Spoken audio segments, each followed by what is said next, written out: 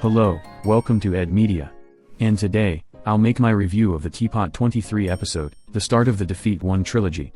I wanted to go over this episode specifically because the episode is very mixed for me.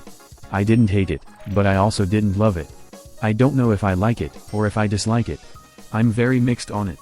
There's things I hate here, but there are also things I absolutely love, so I want to talk about that today. So let's get started.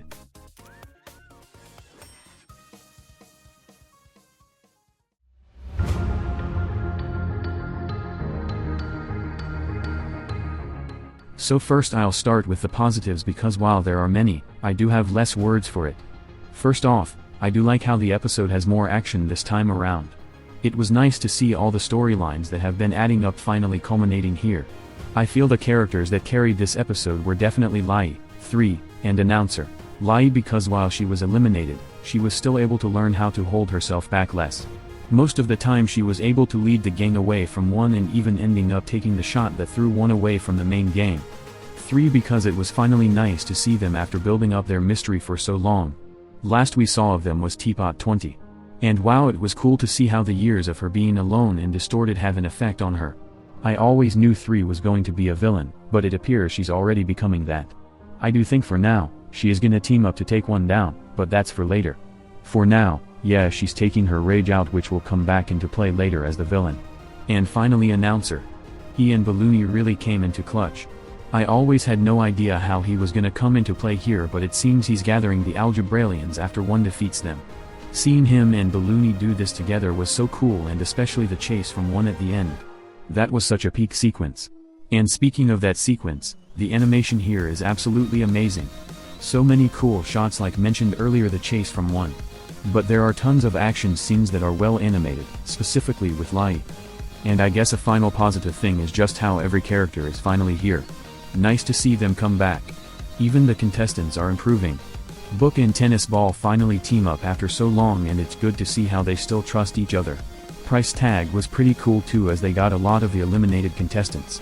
Seeing Foldy and Snowball still use their droplets of power was nice too. So that's it for the positives.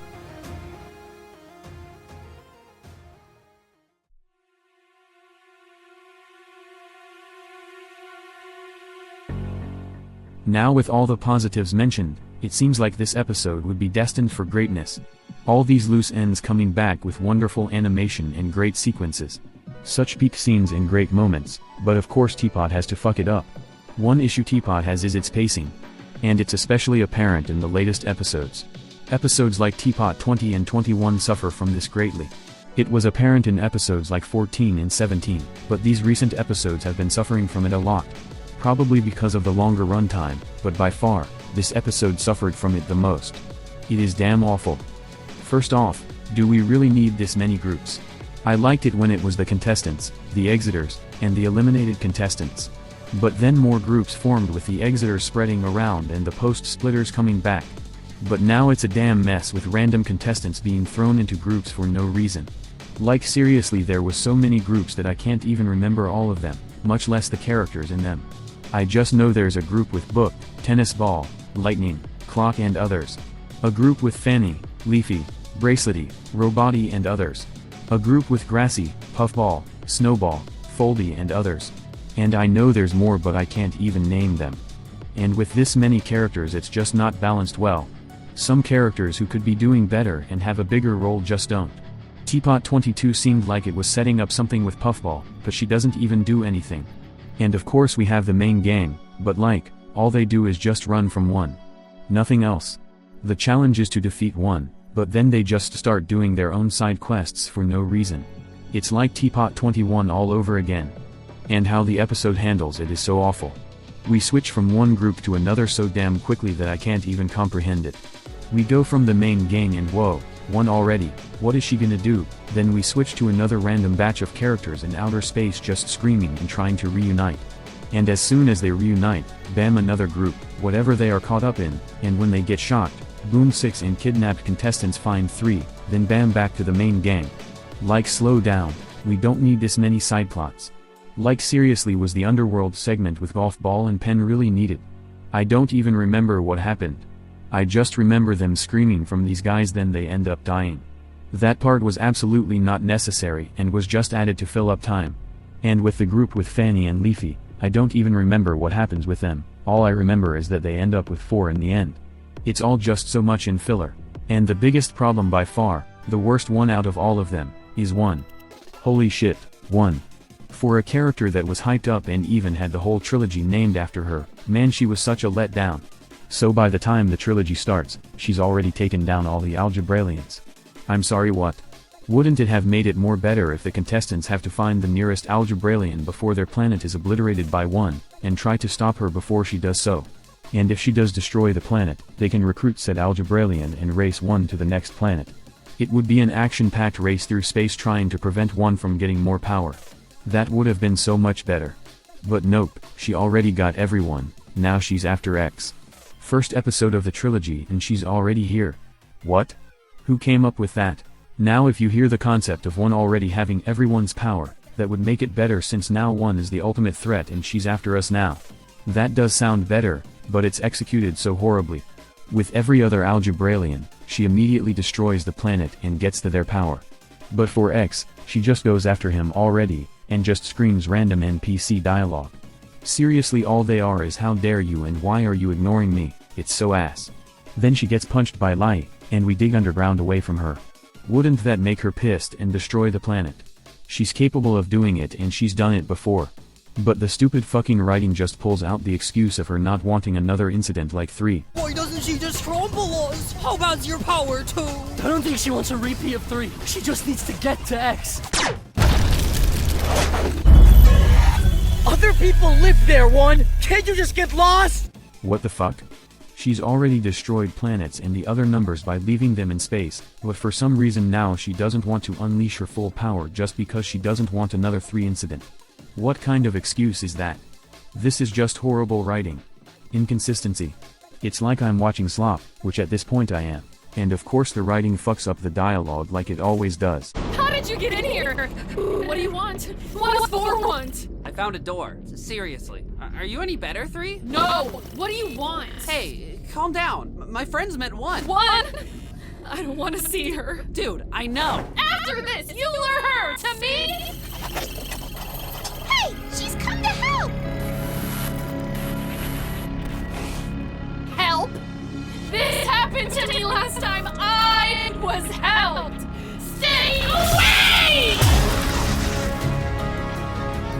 We're stuck here too, 3. It's not all about you. We also need help. Like I trust that at all! Literally anytime something happens to 1, when she stands back up she just yells fine over and over again. It's just goofy and awful. Literally how many times does she scream fine? Actually I don't wanna know. Literally someone just punched 1, she gets back up and just screams fine. 1 was written so horrible here. I get it, since she has a lot of power she's going insane, but her constant yelling is just so fucking annoying. Like I remember when she's chasing the announcer's spaceship, she just screams questions. Like just destroy them already and quit yelling. So annoying. Overall the writing for this episode is just so awful, which is the main issue for this episode.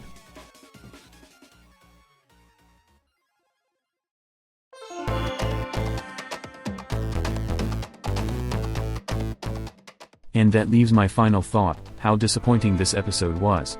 I really looked forward to this trilogy. I really did. But with this episode, I'm not just disappointed with this episode, not just this trilogy, but the whole season. I've always been optimistic and positive with this season, I've tried, but I could never ignore the issues. I always noticed them, but I always tried pushing them aside hoping it'd get better. Dialogue sucks but maybe it can get better. Pacing sucks but maybe it can get better. Writing in general sucks but it will improve. These are the thoughts that have been circling in my head for this season for so long, honestly for as long as I can remember, but this episode just shows the writing is not gonna improve. These issues have been present with TPOT for a while now, and if they listened to us, it would have improved by now. But it hasn't. It should have been at this point. But it's clear the writers aren't listening, and so what's the point? This episode wasn't just disappointing on its own. It leaves me with no hope for the trilogy, and no hope for the rest of this season. It wasn't just the writing that disappointed me, it was the elimination too. If you wanna hear my thoughts in that, just watch the Cake at Stake reaction to be filled in. But yeah, not only do I have any hope for this season in writing, even if it does improve, we're gonna end up with a horrible cast as this elimination showed me. Lai and Winner got out over slop characters like Marker and Tennis Ball. Literally these two are clear boots since they don't do anything, but they got way more votes than characters who are actually developing and improving. Are you serious? It's TV. It'll be okay. This is getting old. We did all this to compete for 4, and then 2, and now we have to take down a 1? Like, where does this end? How many of these guys are there? Hey, do you trust these guys? Yeah? Do you not? I don't know. But I trust you more. I'll do what you want to do. It's all because of that Yoyolite. I understand the reaction, but that thing needs to be locked deep underground, not in the open. If you don't want to be blown up, then stay away from it. It being displayed like that already shows me that you aren't responsible enough. Give it to someone who is. Like you?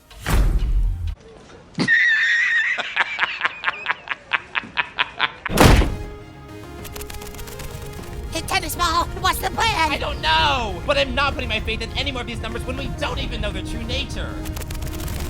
Wait up! You can't steal that! Ours. It's too powerful! Return it now! If GB was here, she'd reason we don't have the data to trust these guys. I know I can trust you with this. I don't know if I can trust them. What if they're with 1? With 79? Like, whatever. We don't know! I've got your back, TV! Everyone keep up, let's go!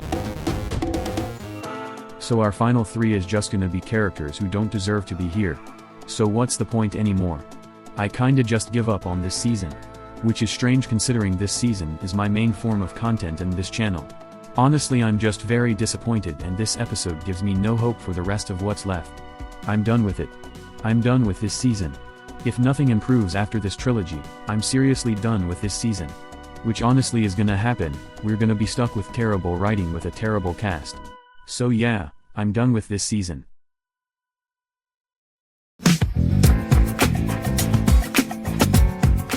So that's my thoughts on TPOT 23 and essentially my review. There were many goods, and many bads. But overall this episode was super disappointing. And it's just left me no hope for this trilogy and season. So I don't know where to go from here but only the future will tell. Thanks for watching. Like and subscribe. Goodbye.